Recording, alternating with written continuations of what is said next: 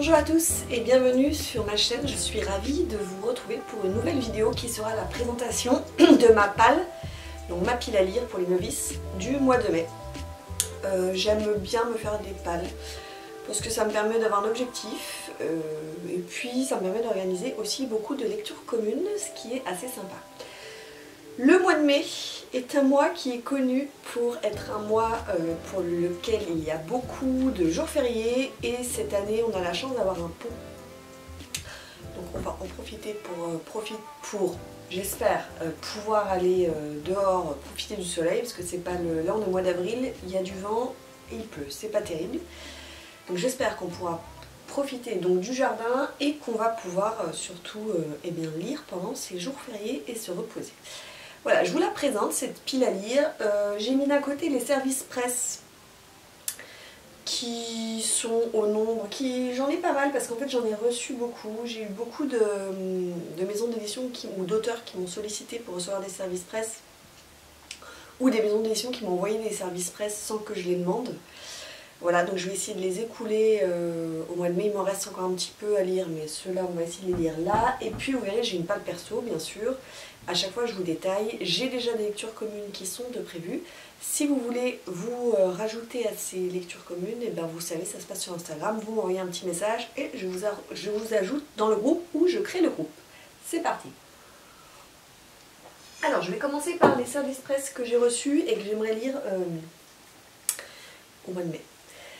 Premier service presse que j'ai reçu de la part des éditions Critiques, c'est Le Pacte de sang de Clément Bouhélier,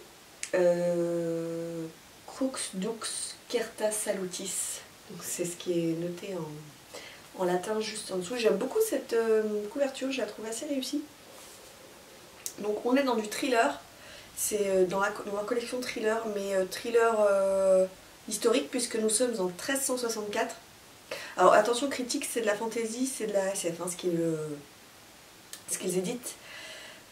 Pendant la bataille d'Auray, les troupes de Bertrand du Guesclin sont en déroute et deux chevaliers en fuite s'aventurent à l'intérieur d'un mystérieux château abandonné et ils vont faire face à la pire des abominations.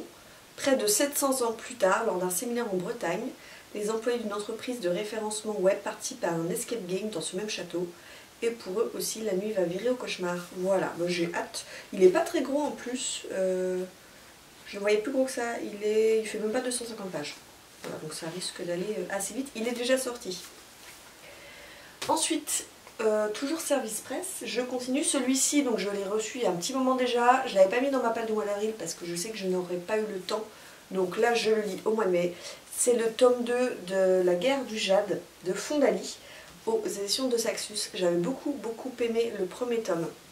Alors on est dans un monde, on est dans un monde asiatique, entre le Japon, la Chine, Taïwan, c'est un peu mélangé.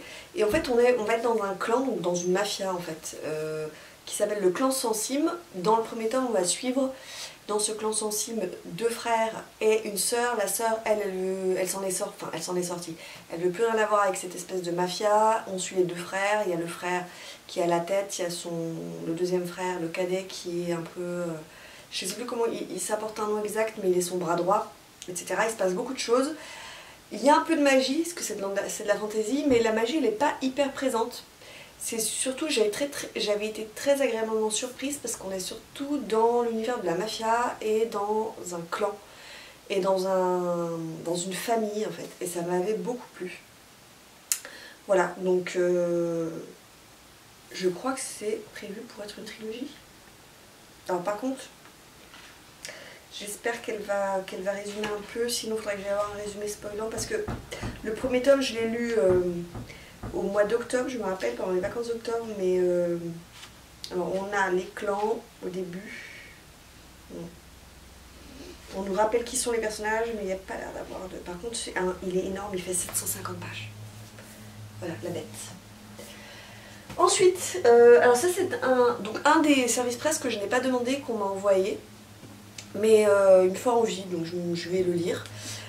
C'est un thriller, c'est Angus Point, la tragédie irlandaise, tome 1 de Gérard Coquet, c'est aux éditions M+. Donc thriller dans lequel on est en Irlande et on va suivre Chiara, je sais pas comment ça se prononce, McMurphy, peut-être Chiara, qui va revenir sur ses terres natales en tant que policière. Et on va être voilà, on parle de mythologie celtique. Les hommes de son clan sont toujours là à veiller sur leurs fantômes. La vengeance est-elle un hasard? Je n'ai pas vu passer de critique, donc on verra bien. Ça, c'est l'auteur qui m'a contacté sur Instagram et j'étais très intéressée, donc je lui ai répondu favorablement. C'est Arborescente, tome 1 de Frédéric Dupuis, c'est aux éditions Bragelonne. Il est sorti également. J'aime beaucoup. La couverture, vous ne voyez pas, mais elle est un peu en relief, c'est très très beau. Alors, on est dans un orphelinat, l'orphelinat des sœurs Agnelle, et Lani vit dans une minuscule chambre et n'en sort que la nuit parce qu'elle est atteinte de la maladie de la Belle au bois dormant qui peut à tout moment l'emporter dans un sommeil infini, comme sa mère avant elle. Et il n'existe aucun traitement à cette forme de narcolepsie. Pourtant, une étrange infirmière promet la guérison à Hélène et l'entraîne dans son sillage vers un hôpital et un monde serre aux ressources inexplicables. Voilà. On verra bien. On est dans la fantaisie pure et dure. Ça a l'air très sympa. Ensuite, alors celui-ci, je l'avais reçu, donc je l'ai reçu, en fait je l'avais demandé, je n'avais pas eu de réponse, et je voulais le lire pour le Quai des Polars, pour les Quais du Polar, et en fait on me l'a envoyé super tard. Donc tant pis, je ne l'ai pas lu pour le Quai des Polars, donc je le lis là. C'est Au nom du père de Ulf Kvenzler aux éditions de La Martinière. Ça a l'air vraiment très très intéressant. On est avec Isaac qui n'aurait jamais imaginé revoir son père. Ce dernier l'a abandonné lorsqu'il avait 6 ans, mais son père se meurt sur une petite île qui s'appelle Gotland, et donc son fils va rejoindre son père. Et il ne se doute pas que la demeure va être le décor d'un redoutable duel psychologique. Très intéressant, très intriguant, et j'ai vu de très très bons retours. Voilà, donc là vous voyez j'ai 1, 2, 3, 4, 5, 6 services presse. Je vous montre maintenant les lectures communes qui sont prévues et qui sont des lectures... Il fait le point sur quoi là? Il fait le point sur quoi Bon, bref, il fait le point sur... pas sur mon visage, ça m'énerve un peu. Bref, donc, oulala, je suis perdue. Les lectures communes que j'ai prévues et les lectures qui sont perso. Donc, le premier roman que je vous montre... C'est le roman qui fait partie de la Palle des 12, vous savez, 12 livres pour 2024. Donc pour le mois de mai, vous m'avez choisi La plus secrète mémoire des hommes de Mohamed Mbongar Sarr aux éditions Philippe Ray. Il me semble qu'il a eu le prix Goncourt, celui-ci.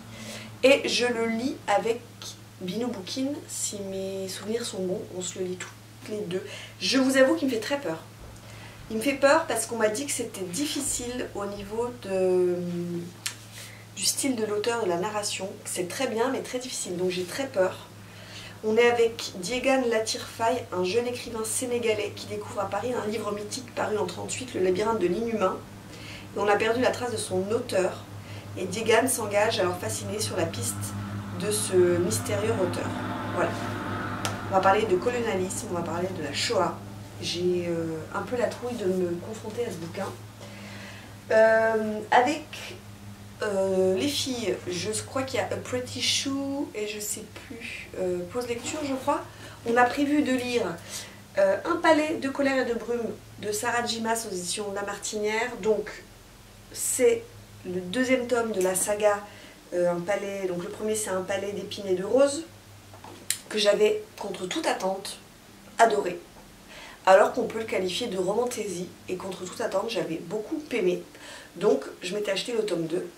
Et alors je crois qu'il y a plusieurs tomes, mais après ça, je crois que c'est une trilogie qui est centrée sur le personnage de Fer, qui est devenue une fée, une faille. Et après je crois que les 3 autres tomes on n'est pas obligé de les lire parce que c'est centré sur sa sœur. Donc voilà, je me dis que je lirai au moins les 3 premiers tomes, et puis je m'arrêterai sur moi là. Voilà, là aussi, beau bébé, hein, parce qu'il pèse lourd le livre, hein, on est sur du 700 pages. J'ai prévu, je croise les doigts pour le lire, le tome 3 de 1Q84 de Haruki Murakami aux éditions Belfond. Voilà, le dernier tome de cette trilogie. J'ai déjà, voilà, avec les filles, on a déjà prévu de le lire au mois de mai. J'espère que ça va pouvoir le faire. Je crois que c'est... Alors, vous me direz, les couvertures se ressemblent toutes, mais celle-ci, je crois que c'est vraiment ma préférée au niveau de la couleur. Je la trouve très très belle, très très réussie. Et le dernier livre que j'ai prévu de lire avec Kata, GNCL, c'est Zéphyr, Alabama de Robert McCammon aux éditions, c'est Monsieur Toussaint l'Ouverture. Dans cette magnifique édition, c'est du hardback, il est très beau. Hein. En fait, quand il est sorti, je me suis précipitée pour l'acheter parce que c'est des éditions qui sont limitées et après vous les trouvez plus. Vous les trouvez que d'occasion et voilà. On est avec dans mes souvenirs avec un petit garçon, c'est un peu style ce que peut faire Stephen King dans le fantastique. Je sais même plus de quoi ça parle parce qu'il n'y a pas de résumé. C'est un petit garçon, je ne sais plus ce qui lui arrive. Il y a une histoire de lac, de créature peut-être. Bref, et tous ceux qui l'ont lu m'ont dit que c'était vraiment génial. C'est pas jeunesse, hein. Détrompez-vous, c'est pas jeunesse du tout. Par contre, on est là aussi, enfin, j'ai pris que des briques, hein. On est sur 614 pages. J'ai vraiment que des énormes livres. Je pense que le mois de mai, ça plus ça, donc là j'en ai 1, 2, 3, 4, 5, 6, 7, 8, 9, 10. Je pense que ça va être compliqué de lire les 10 briques. Même s'il y a les jours fériés, même s'il y a les ponts, je pense que ça va être compliqué de... Donc à mon avis, cette palle du mois de mai va déborder sur juin, parce que je vois pas autrement quand même comment je pourrais envoyer tout le bazar là. Bref, voilà. Donc comme d'habitude, s'il y a des livres que vous avez en commun, que vous voulez lire avec moi, n'hésitez pas à m'envoyer un petit message sur Insta. On s'organise ça. N'hésitez pas à me dire si certains livres vous les avez déjà lus, si vous les avez aimés ou bien pas du tout. J'attends vos commentaires et je vous dis à très bientôt pour une prochaine vidéo. Je vous souhaite de faire de très très belles lectures d'ici là. Ciao!